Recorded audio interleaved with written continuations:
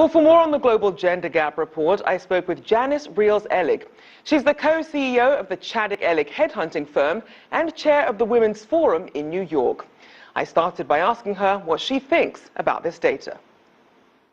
Well, it's very depressing because we're seeing that we're losing ground here in the U.S. And it seems from year over year, we haven't made much progress. And part of that is because the other countries are making more progress than we are. So while we think we're making 3 steps ahead, others are going 5 steps ahead. And so we are losing ground. And even the other countries as well, you know, they have maybe 68 have made progress, but 74 have lost. So they're not closing the gap. And I think the report says it'll be 170 years before we will reach some parity or get progress. And that is not a good sign. So I'm hoping that the leaders who meet in Davos will take a look at this and really put some attention to it, and what are we going to do to really move the needle for women across all countries. Now, you did mention some very dire statistics, but let's look at some of the countries that are making progress. We saw that the top 4 nations leading the report are all Scandinavian countries. What are they doing right?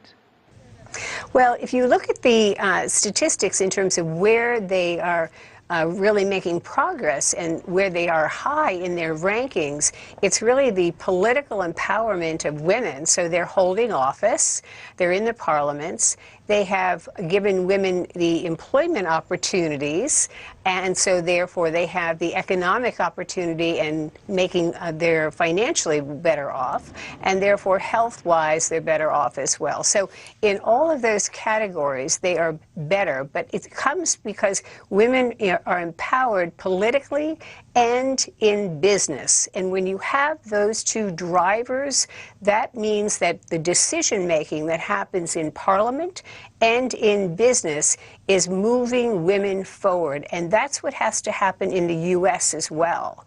Now, the report actually mentions some other key areas. You mentioned the importance of political empowerment, also with economic opportunities, but there's also educational attainment and health and survival. How do all these as a group really play into cutting this divide we're seeing when it comes to gender equality?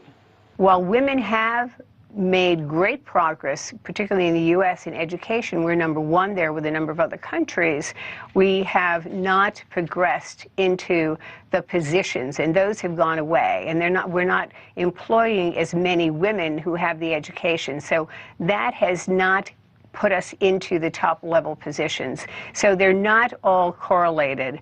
And whereas if we had more women in the decision-making positions, that would really help us to move ahead. And then with regard to health, you know, I think the education piece does help women to be more educated with their health. So that helps us too. So we're better off there. Now, economic inequality is partly due to some of these imbalances in salaries that we're seeing. As you were mentioning, some of the dire statistics and women around the world earning on average about half of what men are earning, despite working longer hours. And this is regardless of region. So as we look around the world, what are some of the solutions so that in another 10 years we're not having the same conversation about the status of women? Well, again, I think that it has to be, you know, your businesses have to look to make sure that they look at their jobs in their companies and index them to the market. So if a man and a woman are applying for a position in a company, regardless of what they're being paid outside at another company, they should be coming into that role at that position's current rate and what it should be paid indexed to the market. And there are some states now, Massachusetts being one of them, that is saying you cannot ask what that employee was making prior. That may take hold in other states as well. So it really is incumbent upon a company to make sure that there's equality in terms of what they are paying for the job. And the job should have a market rate.